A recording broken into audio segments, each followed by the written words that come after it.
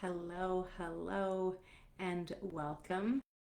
Let's go ahead and if you are just hopping on, we'll give it a couple of moments. So if you're watching this as a replay, then you can probably fast forward for at least the next, minute to 2 minutes while we just let people, come on board and jump onto this live. Give them a couple minutes before we start. If you are popping on or listening to the recording of this, then let me know that you're here. Let us know that you're here. And maybe even let us know where you're watching from, because there's people that are part of this circle that are all over the world. So letting us know where you're coming from and just creating a little bit deeper connection for all of us. Let's see here.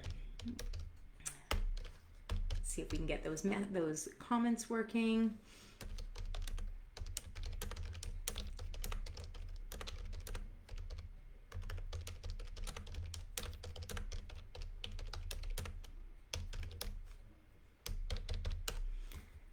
And often it takes a bit for me to see if the comments are going to work or not, but these are my continuous, issues with me and Facebook Lives. This is just the joys that I have. So we'll see how this goes.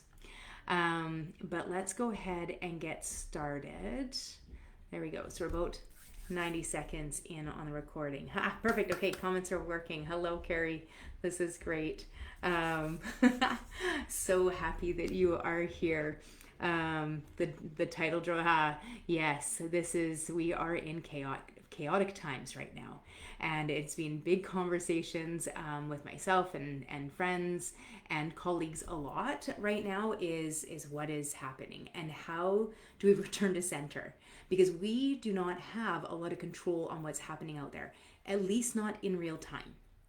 So it's not that we can't make impact and choices and all the rest, but in this exact moment, we can't change it. And so there is the coming back to center. So I'm glad that the title drew you into this one. I'm excited to talk on today. So if you have been feeling anxious, if you've been feeling on edge, more emotional even than usual, or like the ground beneath you doesn't quite feel like it's stable anymore, I want you to know that, first things first, you're not alone. And you're not failing. This is the world that we're in at this moment. Not even the outside world, but energetically. Yeah. It is. Yes, you're right. It's off this timeline and on to another. Which I'm glad you're saying. We were just having this conversation yesterday morning. A girlfriend of mine, Mia, and we're actually doing a podcast on this shortly, about what is happening in our world right now energetically, and timeline jumping. So do we need to be in this one, or can we be in another place and time? So kind of looking at this from the quantum timeline jumping, what does that really look like? And it definitely kind of expands the thinking in the mind, and where are we, and can we shift it? And so I do a lot of this even with my own coach, where we talk about timeline jumping and visualizing those things. And the key to that is often that we don't think like, I don't want to be here, but to get there, we actually have to take the moment to center here first. So we got to like bring all of our power back into this moment. All of it gets centered here, and then we can, springboard from there. There's also a lot of this. Yes, 100%. Yes, I feel that. Your energy is always so big, Carrie. So like you're always working in this. So I know you can feel all of it. Yeah, this is great. Okay, so one of the things I want to talk about is, often we are responding to the world right now, and the world itself is dysregulated. The reason I think that I downloaded and felt so compelled to create the Aligned Human Project and start really pushing it. And the urge and the shove was like aggressive. So if you haven't kind of heard a bit of that backstory, I spent since June, when I came back from a retreat, really asking every single day. I was kind of clearing my field, doing brain dumping, and then I would set intentions. And my final intention every single day was, I would start my intentions with, I am so happy and grateful now that. And my final intention, I set 10, was that I have daily mystical experiences as a channel of divine power. I'm in constant connection and flow with the divine God source. I remain with that one, and now I finish it. I'm filled with enthusiasm for all that I am. And when I was doing this, in my brain dumping, what was happening is I was asking to be triggered. I've talked about this a bit. I mean, do it. I highly encourage us to all do it. Just be aware that you're purposely shaking up your world.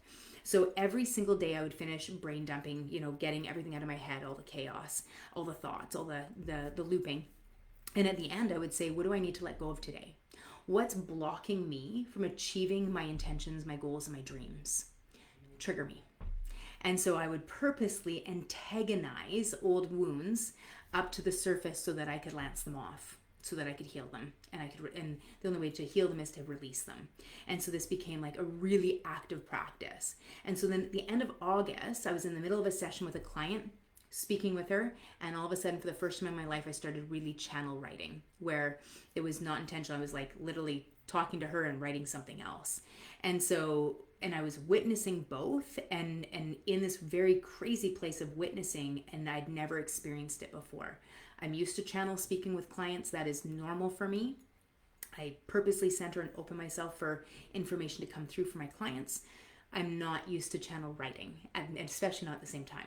So I started channel writing, and I created this entire list that was all the things that I had studied and learned over the last 12 years. And the message came through, your 12 years of training are over. And I was like, well, that's a little terrifying. And what does that mean? And the answer was, if the laws of co-creation were complete, you wouldn't need to keep referencing everything else. So complete the laws. And so 8 years ago, I'd been introduced to the first 7 laws of co-creation through Carolyn Mace, through one of her workshops called Advanced Energy Anatomy. Great recording. And that gave me the first 7 laws, which helped me really work on healing wounds, dramas, and traumas, especially from my childhood, my mom. And so working through these and then actively using them every day in current life to try and not suffer. So we kind of moved through these pieces, and then all of a sudden I was given the task to find the common threads. Here's the first 7. Find the common threads through all spirituality, through all religion, through all science, throughout life. And so at the end of September, we finished. They were completed. I handed them to my husband on a Thursday night, bridging science and spirit. And then it was literally like that weekend we went into our oldest getting married. And on Monday, so I had that Thursday, we went through everything for our kid's wedding and reception that was at our house. So it was chaos. Monday, I got onto a plane and went to New York to do the New York billboards for my upcoming book and to do a TV show, as well as do a conference that was Women Creating Movements. And so I got there. My expectation was, I've completed the laws. This is my life purpose. I'm going to teach them, because that was kind of the message. And then the first thing that happened was the conference for Women Creating Movements is, what is your movement? And all of a sudden, as she asked the question, I could feel the stirring happen. I was like, oh, I'm so tired. Here we go again. And so all of a sudden, for 4 days, I downloaded until we completed the Aligned Human Project. And not only downloading it, but being shown how it was going to be able to be used in politics, in business, in corporations, in families, in businesses, in every aspect of our life. And the core, how we would come back, this Aligned Human Project is using the laws. And so it became this, it's not even a desire. It's so strong. It's like it just keeps waking me up and pushing. And so it became this piece. And why do I say this to you is because, we need the chaos that we have out here. We have to understand. At some point, I did not know I was going to start from here, but here we go. So law 6 is radical self-responsibility. And so we need to understand that the chaos that we are experiencing in this world, in the universe, is a reflection. Law 2, the law of reflections, is a reflection of our interior world. And so when we are, hello, Bobby. So when we are feeling this chaos inside, when we feel unstable inside of ourselves, it reflects outside of ourselves. When we feel unsure and we are abdicating our choices, that is reflected in our outer world. And so we have to remember that we are the epicenter of our life. You are the center of your world. And so we can't martyr ourselves or we will reflect martyrdom around us. That's a hard one because a lot of us are moms and parents, and we are taught to put our children's lives ahead of our own, not realizing that there's a reason why we say put your own mask on first. And so if we are teaching that I am invaluable, that you are more important than me, then we are teaching our children also to put other people ahead of themselves, and not in a healthy way. So we have to remember that the energy of ourself, our frequency, is what is being resonated out, and it affects our family. It affects our home. It affects our work home, our work life. It affects our community. And then it ripples out from there. And so it is vital that we would look at what is the frequency I'm holding. And so this today, returning to center in a chaotic world, is the absolute first step that we need to take to come back into an aligned world, to complete this fracture that we are in the middle of watching happening. So what we are witnessing in this world right now has been talked about for quite some time. There's some really cool videos out there and talks, and even some of the teachers have had over the last dozen years that have talked about this exact time, and how we are coming into, we have this instability in all the infrastructure that we've created in our school systems, in our medical systems, in politics. And it talks about literally what we're seeing at this moment, that we're going to have, we're losing faith in all of these things so that they crumble. It's like the beginning of the unlearning, so that we can reestablish consciousness. And so we are seeing a divide, a fracture happening energetically, where you are either going to awaken, you're going to become more conscious, more aware, more self-responsible, or you are going to go deeper into sleep. And that is going to be harder to bridge the two.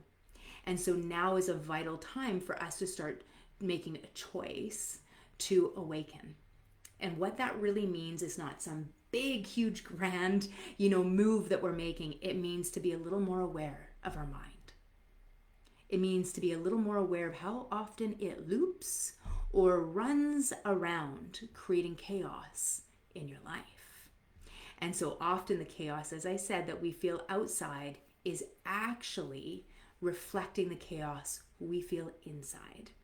And so rather than looking outside of ourselves to feel more comfortable, confident, and stable, we need to come back home. And you are the only human that you were given to love and care for. And it is our jobs to teach not only to love and care for ourselves, to find safety, security, belonging, and love here, but then to teach others how to find safety, security, belonging, and love within themselves. And then we have beautiful, healthy relationships that don't encourage codependence. So I had a conversation with my youngest son this weekend, and that was a conversation that we were having, is my job as a mother is to teach him how to find these things within himself. Then when his cup is filled on a daily basis, it's continually refilled within that self, then we can give that to somebody else without any strings attached.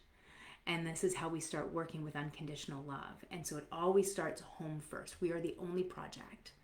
And once we look at that and we can start inspiring change. People ask me all the time when they come in the office, they're like, how do I get my husband to do this? And I'm like, do it. That's it. That's all there is. Inspire him. Go be happy. And he'll be more inspired to be happy. If you want to meditate, you think your husband needs to meditate twice as much. That's it. They're not your project.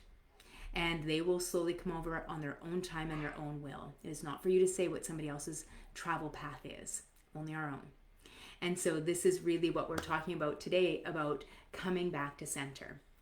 So though I jumped into a way that I did not see coming, and it's not on my plan at all, this is really what I want us to talk about. So first and foremost is kind of naming that collective experience. So, the world is very loud, and it is very fast, it is polarized, and it is reactive. The mind is very loud, it is very fast, it is very polarized, us versus them, and it is very reactive. And so, as I said, as without, so within. And this is what we want to talk about. So a lot of people right now are feeling very ungrounded. They're feeling hyper alert. hyper is a great word to use in front of a lot of things right now. We are feeling so on edge, so unsure. It's like I said, it's like we're all armored up. We're all prepping for war in every single conversation. So we're not actually listening to what each other's saying anymore. We are not, trying to see and understand each other. It is very much like a really quick thing that we do. It's very subconscious. The subconscious only has past information. That's important to know. So your subconscious mind is built only on all of your past experiences. And it's built on your perception of those past experiences.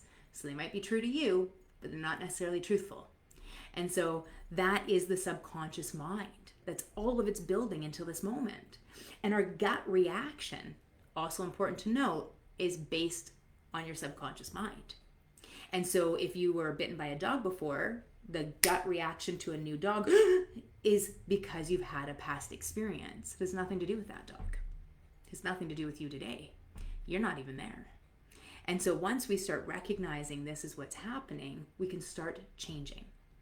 And it only takes one time where we, this dog's a new dog, this dog's a new dog, this dog's a new dog, that dog didn't bite me. Whatever it is, is that absolutely true that all dogs bite? No.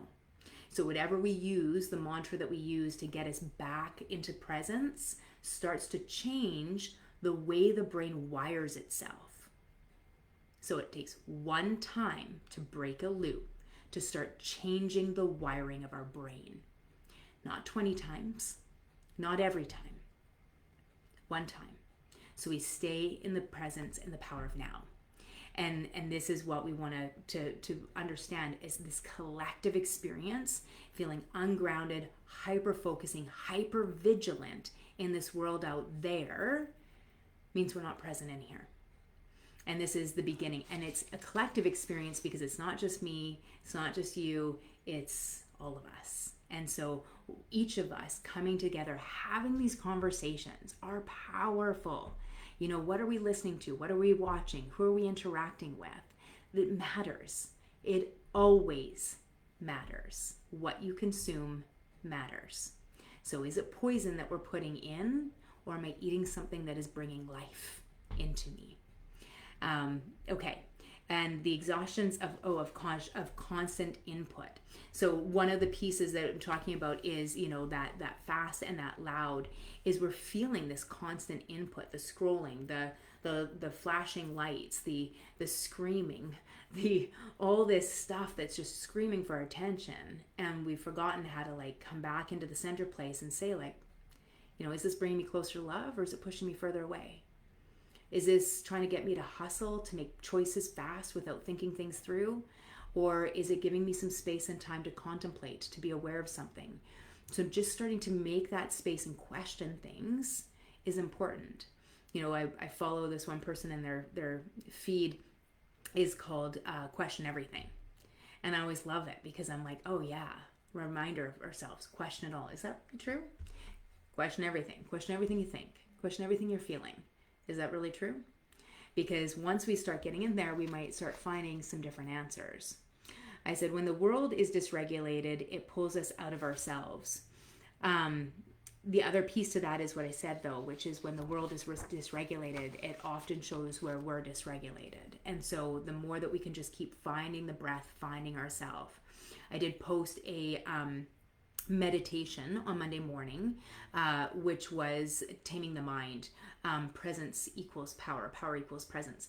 And so in this, it's a breath work. So the first 90 seconds is explaining the concept of it. And then the next 20 minutes is a breath meditation that is coming back to our breath, back to the present moment over and over again, where we're just acknowledging mind. So it's the practice of taming the mind.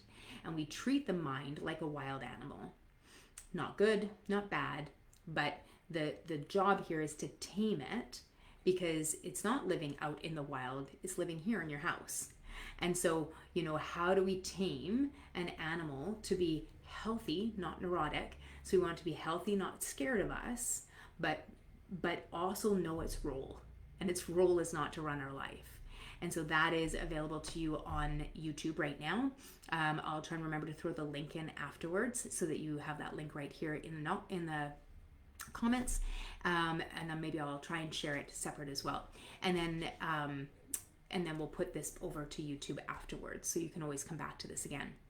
And so the real problem here, so as we go into this, so we've got this chaos, we've got it, and then the other piece that comes from it is we need to become more aware, but the real problem is we're actually not. So most of the time what we're actually doing is we're coping. And are we having, not all coping mechanisms are equal. So am I coping in a way that's healthy, or am I coping in a way that is encouraging or increasing the dysregulation? So, thinking harder, all these strategies, controlling. So trying to hyper control, hyper fixate on things, numbing out, watching TV, watching movies, scrolling on whatever platform you're scrolling on. Am I numbing? And there's nothing wrong with us being in connection. I love watching, Gaia and YouTubes and following good, healthy podcasts. But it's my job to do an energy audit on myself and what I'm consuming every day, which is a good word for us, an energy audit. So what is the energy of the food you're consuming? What is the energy of the stuff you consume through your eyes? What is the energy level of the stuff you consume through your ears? We think of the mouth, but what about everything else? What about our environment that we're absorbing, every moment through our skin? So, who are the people we're spending time with? These are the things that we want to really consider and ask ourselves. The issue isn't a lack of effort or positivity. The issue is disconnection from center. So I say that because I might be consuming positive things, but if I'm not really present, I'm not coming back into myself, I'm still putting it out onto somebody else's job to give me a sense of groundedness, it's actually not helpful. It's actually not the most beneficial thing I can be doing because I'm giving my power away. So how can I bring myself back into center, into this moment? And what returning to center actually means. So in here, so center means being present in our body. It means having a really experiential moment. When I say being present in our body, it's like take a moment right now and feel your feet. Feel your body. Is it comfortable? Do you have to pee? You hungry? Thirsty? Notice. Is there aches? Is there pains? Is there something that you're like, oh yeah, right, that's off? Like just a small adjustment would be good. So just coming back present into this small moment.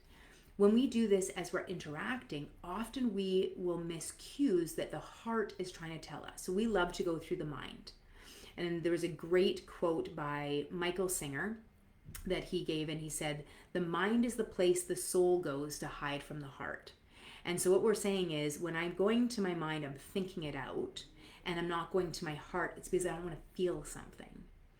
But what we know in science now is the mind or the brain doesn't act on its own. It actually is derived from our heart. So our heart has neurons, and there's a ton of science around this. And what is the heart driving? And so I need to come back into my heart to check in, like, what is my yes and what is my no?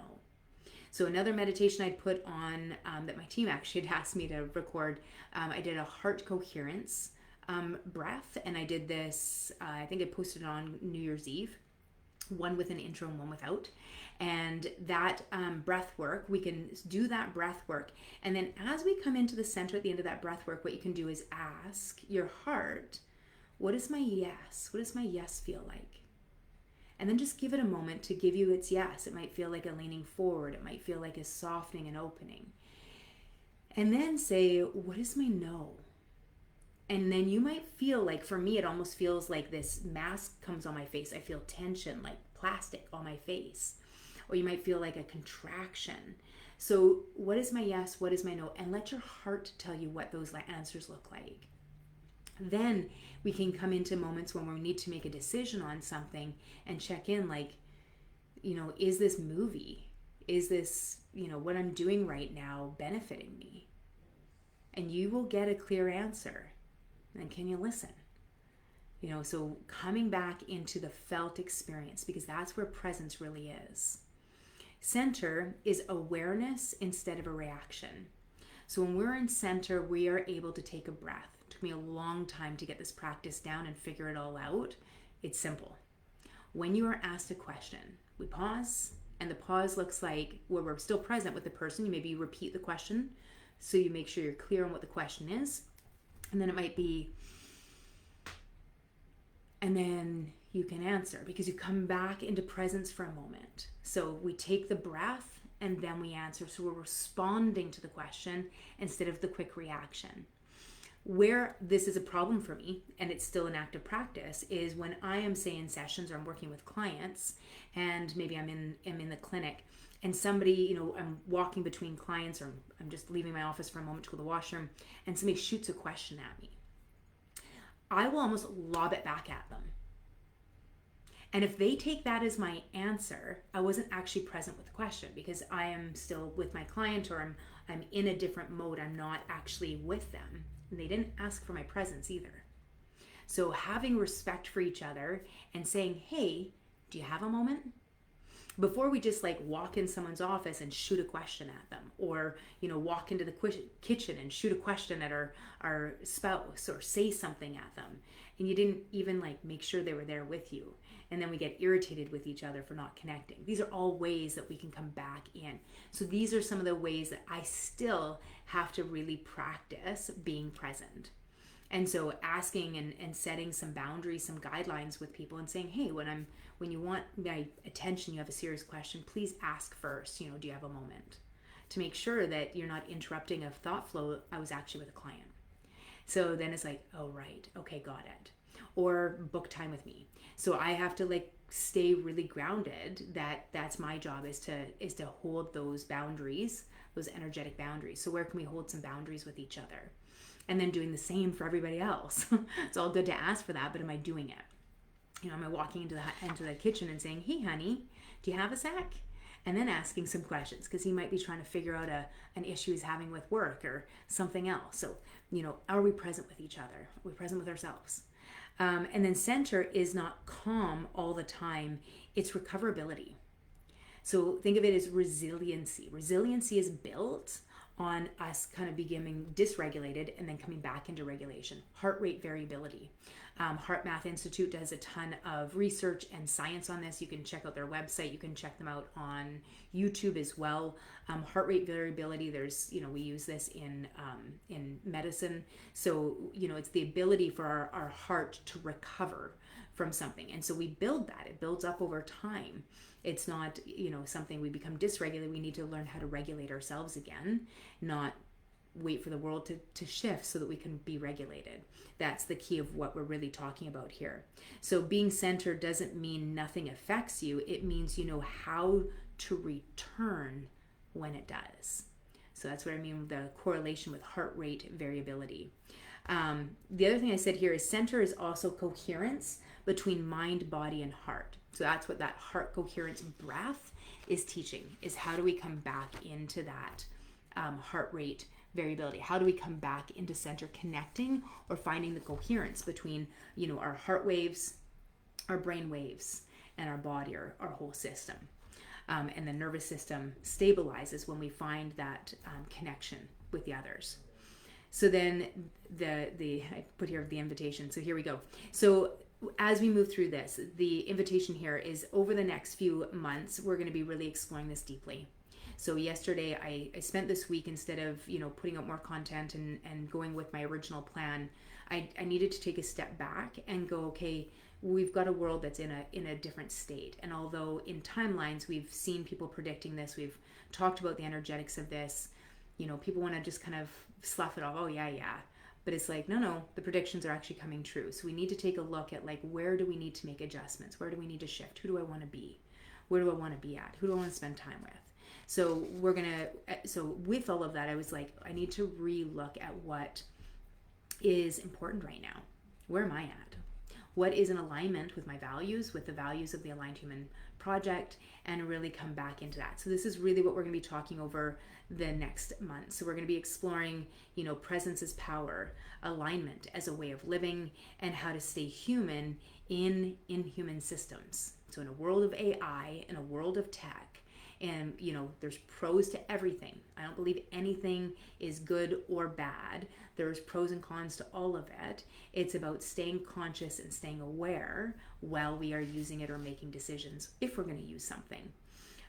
So alignment is really what it's coming into. So alignment isn't an escape from the world. It's how we meet the world without losing ourselves.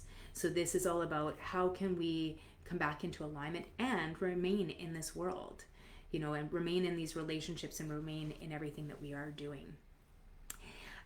So quick little practice for us. I want to do a little grounding practice. So you can always, note this. We are at 30 minutes. I'll try to remember that. Maybe I'll make a quick note of it on my book. So 30-30. And I can tag that on the recording. But just doing a quick little grounding practice to help us. So how do we come back into the center in this moment right now? So if you can, I invite you to do this with your eyes open or your eyes closed. I do it both ways all the time. So first and foremost, we want to take our hands, I always rub them. There is reasons for this. It is actually stimulating the activity of both hemispheres of the brain so that we get connection. It is also the ends of the meridians for our heart. So our heart, our pericardium, and our triple warmers. Heart, pericardium, triple warmers. So they're all in our hands. So we're just rubbing and activating the whole system. And then you can take one hand or both hands if you wish on your heart. And I just want you to start breathing, slowing that breath down. Slowing the exhale down. And then maybe we roll our shoulders back and down and see if we can drop that breath a little deeper. Maybe to your belly, letting the navel, the waistline expand. Letting it contract or retract. And with our hands or our fingertips on our heart, bringing awareness to the center of the chest.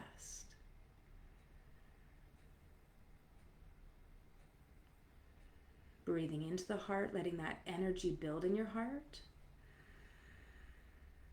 And now as you exhale, can you send that energy down through your sits bones or down through your feet and into the earth? Letting yourself really connect with the earth, root and ground. Grounding into your own physical body, grounding into the physical environment. Each exhale, let yourself get deeper and deeper, like you're sending those energetic roots. And then on your next inhale, can we draw the energy from the core of the earth all the way up to our heart? And now as you exhale, sending it up, imagine that you're sending energy or roots up through the crown of your head, up into the ether. Each exhale, sending them up further and further toward the light. Connecting in to the divine matrix. Connecting into the quantum healing field grids and networks. Connecting into unity consciousness, to your source. And then on your next inhale, drawing that light down from ether to heart. And now as you exhale, can you send it from your heart in all directions? Can you let it fill your body? Keep letting it expand, each exhale filling the room that you're in, like you're blowing up an energetic bubble. Letting it expand even further. Can you let it permeate the walls, the roof, the floor? Can you send it out into the space all around you?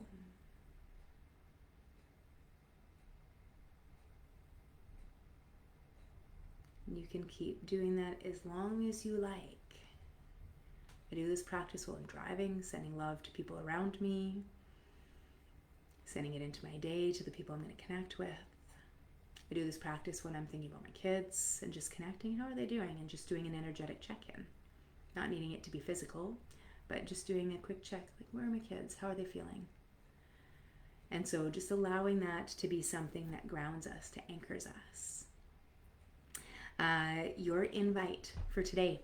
On Sunday, I have got the next Align Your Life session that we are doing, Sunday at 9 a.m.